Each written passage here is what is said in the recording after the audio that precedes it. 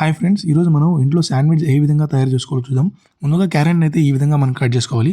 అదే విధంగా క్యాప్సికమ్ కూడా సేమ్ పీసెస్ కట్ చేసుకోవాలి. మరి మనం అదే విధంగా క్యాబేజీని కూడా ఇదే విధంగా కట్ చేసుకోవాలి. మీరు ఇక్కడ చూసినట్లయితే టమోటాని కూడా చిన్న చిన్న పీసెస్గా కట్ చేసుకోవాలి. మరియు మనము ఆనియన్ కూడా ఇదే విధంగా కట్ చేయాలి. చూసారా, మీరు ఆనియన్, క్యాబేజీ, క్యారెట్ అన్ని ఇదే విధంగా కట్ చేసుకోవాలి. మరి బ్రెడ్ విషయానికి వస్తే బ్రెడ్ సైడ్ ఏదైతే లేయర్ ఉందో ఆ లేయర్ని మొత్తం కట్ చేయాలి. చుట్టూ 4 సైడ్స్ ఉంటాయి కదా, 4 సైడ్స్ని కూడా మనం కట్ చేయాలి ఈ విధంగా.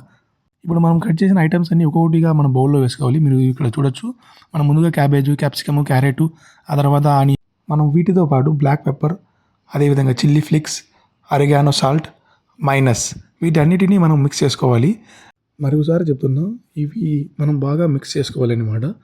మీరు ఇక్కడ చూడొచ్చు, మిక్స్ చేసిన ఏదైతే స్టఫ్ ఉందో అది బ్రెడ్లో మనము ఈ విధంగా పేస్ట్ చేసుకోవాలి.